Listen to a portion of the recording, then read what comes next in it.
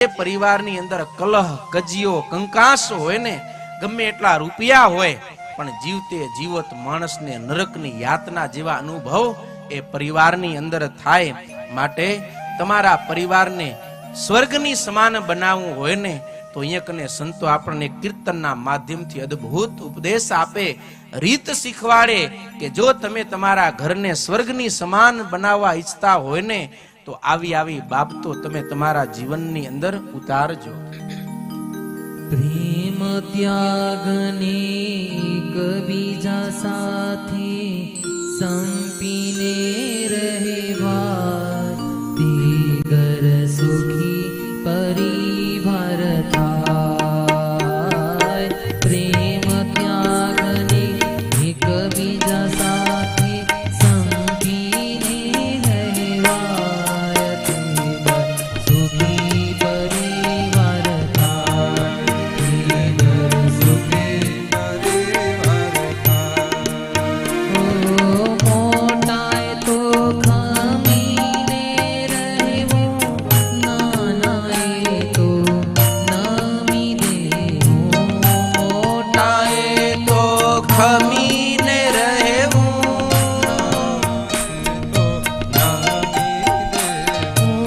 મોટાએ તો ખમીને રહેવું, નાનાએ તો નમી દેવું. મનનો મૂકીને એકબીજા માટે, મનનો મૂકીને એકબીજા માટે સૌ સભ્યો ઘસાય તે ઘર સુખી પરિવાર થાય. તે ઘર સુખી પરિવાર થાય.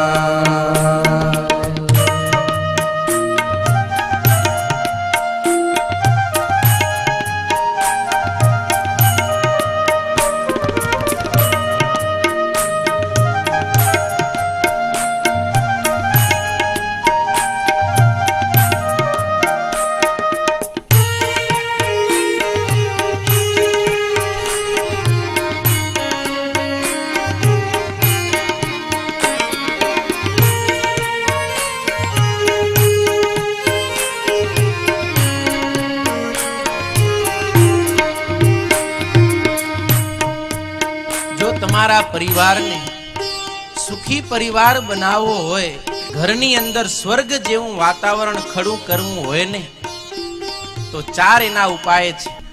મોટાએ ખમીને રહેવું એટલે મોટાએ ખમવું, નાનાએ નમી દેવું એટલે નાનાએ નમવું, પરિવારના બધા સભ્યોએ મનનું મૂકી દેવું અને એકબીજા માટે ઘસાવું. ચાર બાબત: એક ખમવું, નમવું, મનનું મૂકવું અને એકબીજા માટે ઘસાવું. આ ચાર બાબત આપણા પરિવારના સભ્યોમાં આવી જાય તો સંતો ગેરંટી આપે કે તમારો પરિવાર સ્વર્ગની સમાન બની જાય છે. પણ આ બહુ અઘરી વસ્તુ છે હો.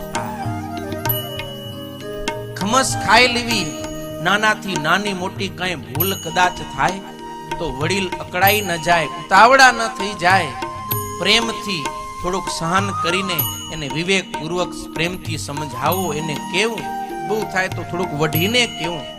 પણ વાત વાતમાં ઉતાવળા થઈ જાય તો નાનાઓ પણ એ બધું સહન બહુ કરે નહીં.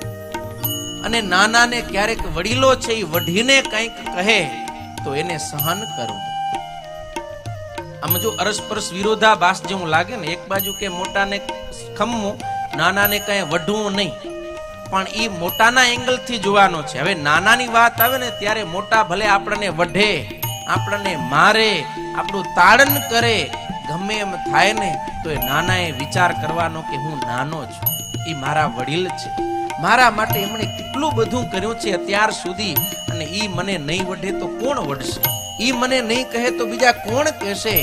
એમ જાણી અને નાના છે ઈ નમી જાય. પોતાના મનમાં કઈ ધાર્યું હોય કે મારે આમ કરવું છે, પણ પરિવારના બધા સભ્યોને કદાચ એ અનુકૂળ ન આવે તો આપણે મનનું ધાર્યું મૂકી દેવું જોઈએ. પરિવારના સૌ સભ્યોને જેમ ગમે ને એ પ્રમાણે આપણે કરવું. પણ પરિવારમાં કોઈ કેવું હોય કે ના મારું ધાર્યું થવું જોઈએ, હું એમ જ હાલવું જોઈએ, બીજાનું કાંઈ જ ના હાલે, કોઈની વાત જ ન સાંભળવાની, હું થાય ભલે મોટા હોય ને તોય એટલું હું પણ એકલાનો પરિવારની અંદર હાલે નહીં. જો સંયુક્ત પરિવાર તમે ઈચ્છતા હો તો બધા એને મનનું થોડું થોડું જતું કરી સૌને અનુકૂળ આવે એ પ્રમાણે ઘરની અંદર રહેવું અને એકબીજા માટે ઘસાવું. જરૂર પડે ત્યારે આજે ભાઈને જરૂર પડી, હું મારા થોડા કામ આઘા પાછા કરી અને એની મદદમાં જાઉં. મને જરૂર પડશે ત્યારે મારો ભાઈ પણ મારી મદદમાં આવશે. દેરાણી જેઠાણી સાસુ વહુ બાપ દીકરો એકબીજાને માટે થોડોક સમય કાઢે, એકબીજા માટે આર્થિક રીતે શારીરિક રીતે માનસિક રીતે ઘસાય તો એકબીજાને અરસપરસ પ્રેમ મળે, પોતાપણું લાગે અને એ પરિવારની અંદર સંપ વધે. પણ આજે નમવો ને મનનું મૂકવો ને એ બહુ અઘરી વસ્તુ છે. પણ આવી કથાઓ આપણે સતત સાંભળીએ છીએ, સંત સમાગમ કરીએ છીએ, એટલે આપણે સમજીને એ પ્રમાણે જીવન જીવવું જોઈએ. પણ જો નમ્યા ને તો પરિવાર બચશે, આપણે બચશું. જો નમતા નહીં શીખ્યા તો આપણા પરિવાર ઉજળ થઈ જશે.